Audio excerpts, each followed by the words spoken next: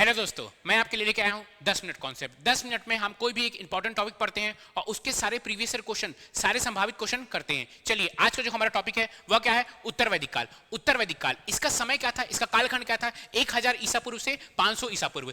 इस टाइम क्या हुआ? हम लोग कल क्या पढ़े थे? हम लोग वैदिक काल पढ़े थे।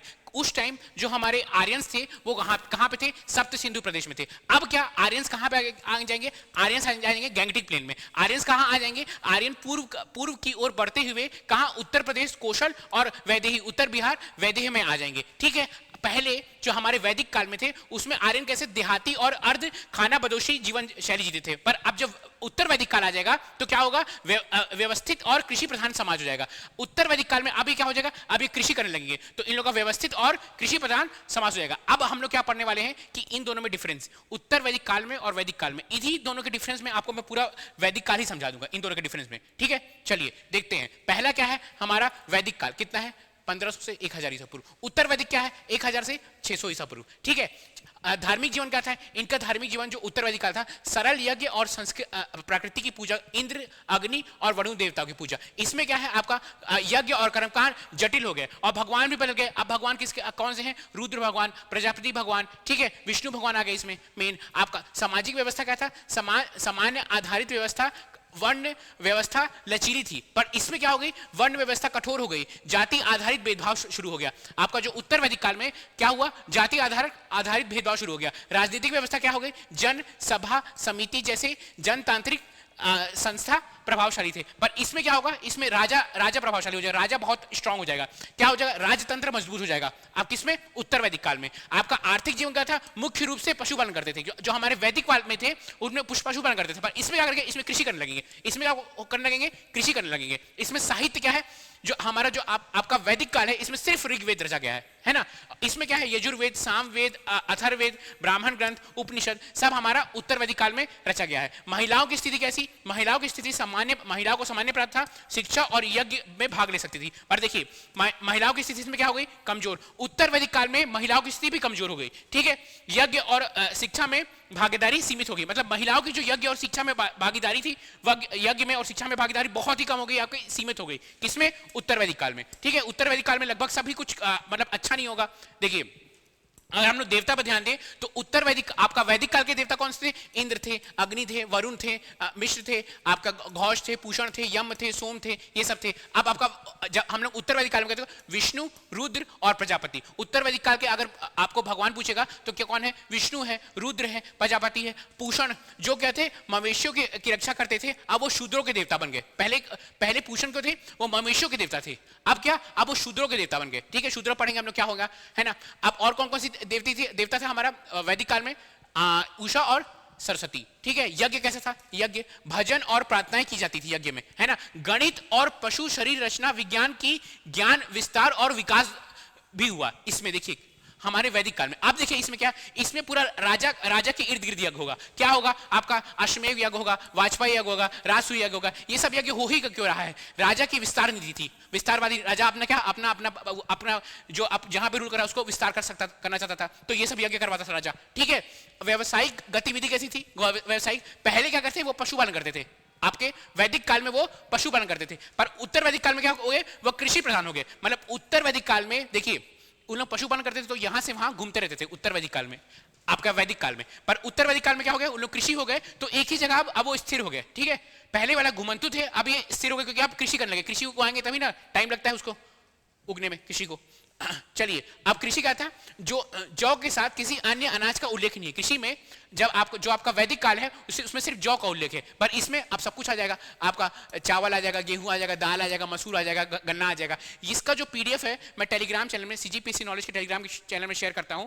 मैं इसको बहुत जल्दी बढ़ाता हूं क्योंकि मेरे को 10 मिनट में बहुत सारी चीज खत्म करना रहता है। आप जरूर पीडीएफ डाउनलोड करके पढ़िए और बहुत सारी चीज इसमें लिखा रहता है। देखिए उत्तर वैदिक काल में क्या है? लौ प्रौद्योगिकी। वैदिक काल में लौ के बारे में, लोहा के बारे में जानते ही नहीं थे, बस तांबे के बारे में जानते थे।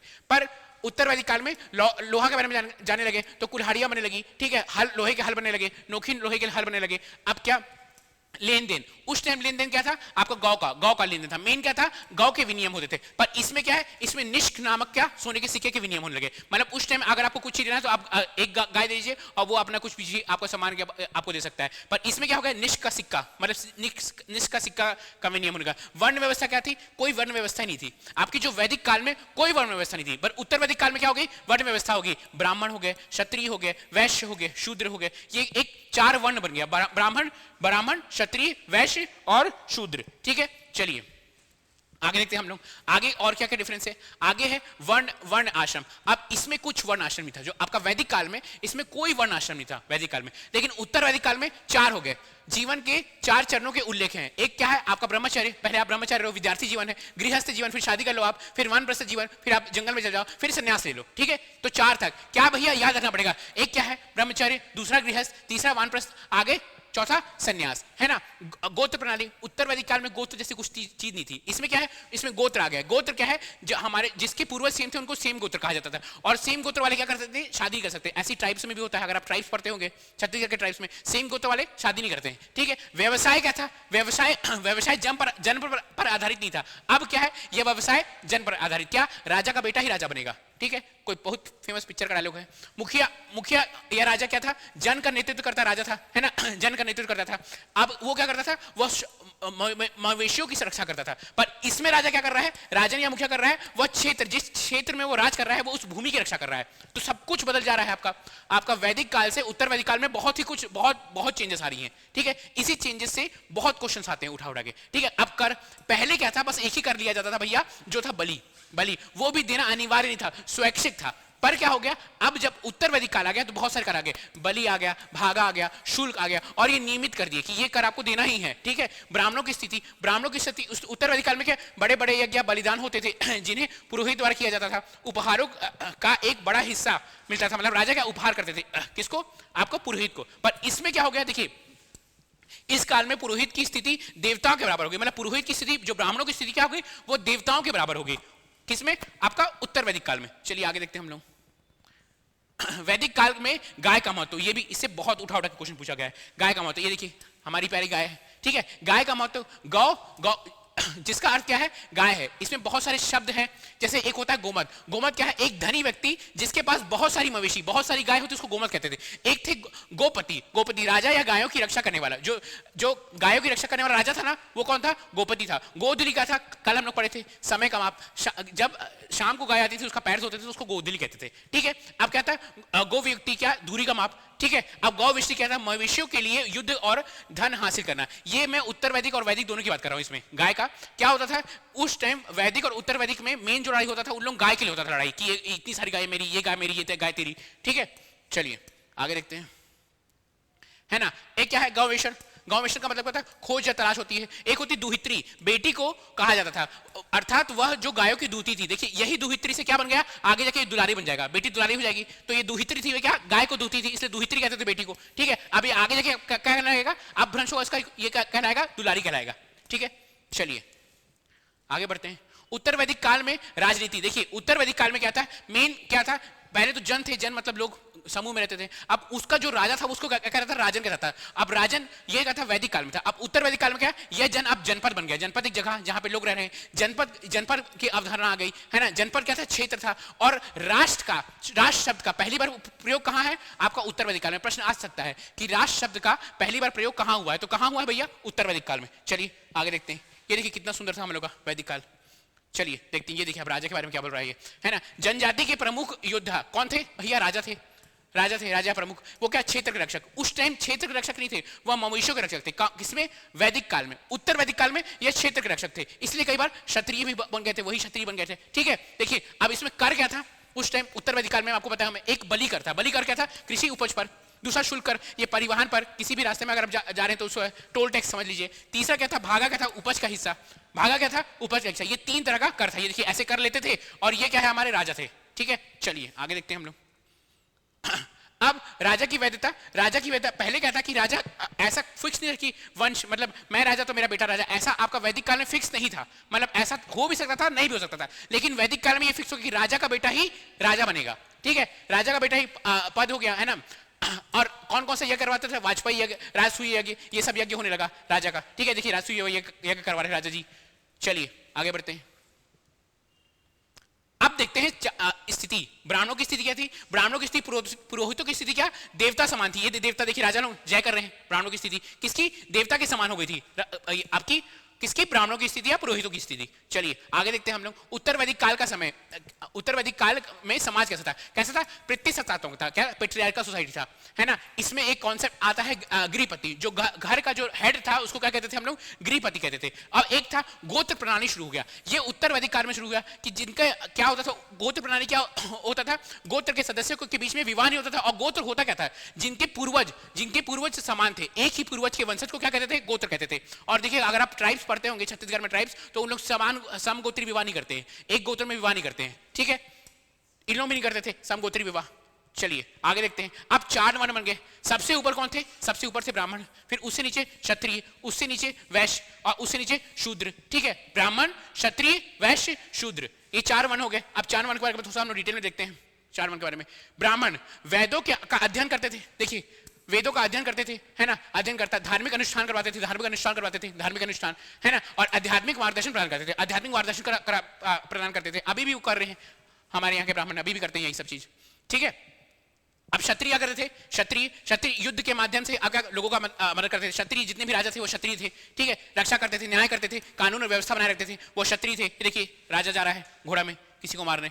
चलिए आगे देखते हैं हम लोग। आगे क्या है? वैश्य क्या कहते हैं? वैश्य ये बिजनेसमैन थे भैया, ये बिजनेसमैन, कृषि, व्यापार और कारीगरी गतिविधियों में शामिल थे। ये बिजनेसमैन थे, जितना भी कारीगरी गतिविधि थी वह वैश्य करते थे। और जो सबसे नीचे थे, जो सबसे नीचे वर्ण में थे, वो क्या थे? वो शूद्र थे। तीन ऊपरी वर्णों में का सेवा, तीनों को जो ऊपरी वर्ण थे उनका सेवा करते थे ये। और क्या करते थे? इनका उपनयन संस्कार भी नहीं होता था। उपनयन संस्कार क्या? शिक्षा प्राप्त करने के लिए एक आवश्यक पवित्र धागा लगाया जाता था, उपनयन संस्कार। आप देखिएगा कई ब्राह्मण लोग पहन रहे थे वो पवित्र धागा, तो इनका पहले उन तीनों का उपनयन संस्कार होता था, इन लोगों का उपनयन संस्कार भी नहीं होता था। ठीक है ना। और इनको क्या? इनको मतलब पढ़ने का हक से, इनको पढ़ने का हक नहीं दिया जाता था, इनको शूद्र को, है ना। चलिए अन्य 3 वर्ण में इस तरह का समारोह हकदार, मतलब ये उपनयन संस्कार होता था, इसलिए इन्हें क्या द्विज कहा जाता था। जो अन्य 3 वर्ण है उनको द्विज कहा जाता था। इनको ऐसा कुछ नहीं कहा जाता था, ये बस क्या करते थे? उन लोग का सेवा करते थे। जो ऊपर के 3 वर्ण है आपका ब्राह्मण, क्षत्रिय, वैश्य, उनकी सेवा के लिए कौन थे? शूद्र थे, है ना। चलिए आगे बढ़ते हैं। अब उत्तर वैदिक काल के देवता, ये देखिए, ये हमारे ब्रह्मा जी, प्रजापति ब्रह्मा जी थे। ठीक है, अब शिव थे, रुद्र थे, शिव थे, और हमारे कौन थे? विष्णु जी, विष्णु भगवान। ये ऋग्वेद में क्या छोटे देवता मानते थे, लेकिन ये जब यहाँ पे आए हम लोग उत्तर वैदिक काल में, तो ये कौन हो गए? ये बहुत बड़े देवता हो गए, है ना। अभी भी ये बहुत बड़े देवता है, त्रिदेव कहते हैं हम इनको, है ना। पूषण, उस टाइम जो वैदिक काल था उसमें ये क्या थे? मवेशियों की रक्षा करने वाले देवता थे, लेकिन अब ये शूद्रों के देवता हो गए, है ना। पूषण, ये पूषण देव है, ये देखिए। चलिए अब क्या है? आश्रम या जीवन की विभिन्न चरण, 4 चरण थे। पहला क्या है? ब्रह्मचर्य चरण। अभी भी आपको ये फॉलो करना चाहिए। 1 से 25 साल तक आपको सीजीपीएससी की तैयारी करना चाहिए। और ब्रह्म जीवन, छात्र जीवन, शिक्षा प्राप्त करने के लिए सीजीपीएससी की तैयारी कीजिए। फिर 25 साल में आप जॉब पर लग गए तो आप शादी करिए, खटाक से शादी कर लीजिए, तुरंत आपको मिल जाएगी। आप कलेक्टर बनिए, तुरंत आपको मिलेगी। ठीक है, फिर शादी कीजिए, वैवाहिक जीवन बनाइए। फिर क्या कीजिए? जब आप बूढ़ा हो गए, जब आप पास 50 पार हो गए, तो क्या कीजिए? आप वनप्रस्थ जीवन जाइए, वन में रहिए। ठीक है, 50 से 75 तक अगर आप जिए तो वन में रहिए। अब 75 के पास क्या रहिए? संन्यास। 75 में मर गए तो संन्यास हो गया ऑटोमेटिकली। तो 4 जीवन था, आपको कंठस्थ याद होना चाहिए, वनप्रस्थ जीवन। चलिए महिलाओं की स्थिति भैया दिन प्रतिदिन दयनीय होती जा रही थी। कैसे दयनीय हो जाती थी? पुरुष से कम थी। ठीक है, प्रमुख निर्णय लेने में शामिल भी नहीं थी वो। आपका वैदिक काल में ये सब में शामिल थी, उत्तर वैदिक में कुछ नहीं शामिल थी। ठीक है, सार्वजनिक बैठक में उनकी भागीदारी प्रतिबंधित थी और बाल विवाह बढ़ते जा रहा था। दिन प्रतिदिन बाल विवाह बढ़ते जा रहा था, महिलाओं की स्थिति भी दयनीय हो गई थी। चलिए अब प्रमुख ग्रंथ, कल हम लोग भी ग्रंथ पढ़े हैं, आज भी थोड़ा सा ग्रंथ पढ़ते हैं, क्योंकि ये सब उत्तर वैदिक काल के ग्रंथ है। सामवेद कल बताया था आपको, ये दोनों का है, ये first book of Indian music है। तो इसके पाठक कौन थे? उद्गात्री। यजुर्वेद के क्या? अर्धवायु इसके वो थे। आप हम बाकी सब हम लोग पढ़ चुके थे कल ही कि इसके पाठक कौन है? अर्धवायु है। विशेषता यह गद्य और पद्य क्या था? क्या याद रखिएगा, यजुर्वेद, ये क्वेश्चन आ चुका है, सीजीपीएससी में आ चुका है। ये विशेषता क्या है? ये गद्य और पद्य दोनों है हमारा यजुर्वेद। आपका तीसरा क्या है? अथर्ववेद। ये है क्या? अंतिम वेद है ना। इसको अथर्व ऋषि लिखे हुए हैं। कौन लिखे इसको? अथर्व ऋषि लिखे हुए हैं। रोग निवारण, तंत्र मंत्र, जादू टोना, विवाह आदि का ये हुआ अथर्ववेद। सभा समिति को प्रजापति के 2 पुत्रियां माना जाता था। देखिए अथर्ववेद में ही लिखा हुआ है कि सभा समिति प्रजापति मतलब क्या? ब्रह्मदेव की 2 पुत्रियां थी सभा समिति। अथर्ववेद को भारतीय चिकित्सा विज्ञान आयुर्वेद का मूल माना जाता है। मतलब जो आयुर्वेद है उसका मूल कौन है? अथर्ववेद है। चलिए आगे देखते हैं हम लोग। आगे सबसे पहले क्या आया भैया? सामवेद आया, फिर क्या आया? ऋग्वेद आया, फिर क्या आया? सामवेद, फिर यजुर्वेद, फिर अथर्ववेद। अब चलिए खटाक से हम लोग करते हैं क्वेश्चन। खटाक, ये क्या आया भैया? सीजीपीएससी 2021 2011 21 कहां से बोल रहा हूं मैं? आयुर्वेद की उत्पत्ति किस वेद से मानी जाती है? Ayurveda is said to be originated from which Veda? क्या है भैया? अनक वेद, सामवेद, यजुर्वेद, अथर्ववेद। तो क्या? आयुर्वेद, आ से आयुर्वेद, आ से अथर्ववेद, याद रखिएगा अथर्ववेद, अथर्ववेद। ठीक है, क्वेश्चन नंबर 2, क्वेश्चन नंबर 2 करते हैं हम लोग जल्दी से। क्वेश्चन नंबर 2 क्या है? सीजी व्यापम 2018 में पूछा गया है, उत्तर वैदिक काल में राजा के निम्नलिखित अधिकारी थे। इन लेटर वैदिक period the king had following official. तो कौन कौन से अधिकारी थे ये आपको मैं बता देता हूं। ये थे, एक पुजारी भी थे, हाँ थे, योद्धा भी थे, हाँ थे, रजुक नहीं ये नहीं थे, ये तो आपका उसमें है ये रजुक इसमें इस टाइम नहीं है, और ग्रामीणी। तो 1 2 और 3, 1 2 और 3 कोई ऑप्शन है? ऑप्शन ही नहीं क्या? ये है, नहीं 1 2 और 4 यार, 1 2 और 4, 1 2 और 4 ये है ऑप्शन, 1 2 4। ठीक है, 1 2 और 4 ये है, ये ऑप्शन है, 1 2 और 4, 1 2 और 4। चलिए आगे बढ़ते हैं। एमपीपीएससी प्री, किस वेद में सभा और समिति को प्रजापति की 2 पुत्रियां कहा गया है? इन विच Ved sabha samiti has been called 2 daughters of Prajapati? बताइए भैया, जल्दी से बताइए कौन सा वेद है? अभी हमने पढ़े हैं, कौन सा वेद है बताइए। आप कमेंट में कीजिएगा, हर आंसर मैं आपको नहीं बताऊंगा। आप कमेंट नहीं करते हैं, मैं इतना मेहनत से लेके आता हूं। आप जरूर कमेंट कीजिए और जरूर लाइक कीजिए। जब आप कमेंट और लाइक करते हैं तो मेरे को प्रोत्साहन मिलता है, मैं और ऐसे से क्वेश्चन लेके आता हूं और ऐसे से वीडियो बनाऊंगा। ठीक है, चलिए इसका आंसर मुझे कमेंट में बताइएगा। अब ये क्या है? सीजीपीएससी प्री 2016 में पूछा गया, तस्मो मां ज्योतिर्मज्ञ। ठीक है, तस्मो मां ज्योतिर्गम्य। ठीक है, क्या है ये? किसमें पूछा गया? ये कथन कहाँ का है? उपनिषद में है, महाकाव्य में है, पुराण में है, और इनमें से कोई नहीं। देखिए ये क्या है? उपनिषद में। मैं अभी एक वीडियो लेके आऊंगा नेक्स्ट, जिसमें जितनी भी प्रीवियस बुक्स हैं आपका उपनिषद के बारे में डिटेल में पढ़ेंगे हम लोग, ब्राह्मण उपनिषद के बारे में पढ़ेंगे हम लोग, ऋग्वेद यजुर्वेद के बारे में पढ़ेंगे, क्योंकि उससे बहुत क्वेश्चन पूछे हुए हैं। तो जितना भी बुक्स है, पुराण कितने हैं, कितने पुराण से कितने उपनिषद है, नेक्स्ट मेरा वीडियो 15 मिनट का वही रहेगा। ठीक है, चलिए आगे देखते हैं। ये क्या है? सीजीपीएससी एग्रीकल्चर में है, निम्नलिखित में से किस स्थान पर उत्खनन से भारत के लोहे के उपयोग का सबसे पुराना साक्ष्य मिला है? Excavation of which of the following sites have yielded the earliest evidence of use of iron? Iron यहां पे आया था, तो क्या है भैया इसका आंसर? क्या तक्षशिला है, क्या लोथल है, क्या है अंतरजी खेड़ा है, और क्या हस्तिनापुर है? तो क्या इसका आंसर होगा? क्या होगा इसका? अंतरजी खेड़ा। चलिए आगे देखते हैं हम लोग। आगे क्वेश्चन खत्म। आज के लिए इतना ही, कल मैं फिर से आऊंगा, 15 मिनट्स का वीडियो लेके आऊंगा। आप जरूर लाइक कीजिए और जरूर कमेंट में बताइए कि आपको कैसा लग रहा है ये सीरीज। क्या मैं ये सीरीज कंटिन्यू करूं कि नहीं करूं, आप जरूर बताइए। तब तक के लिए कल मिलते हैं, ख्याल रखिए और पढ़ते रहिए।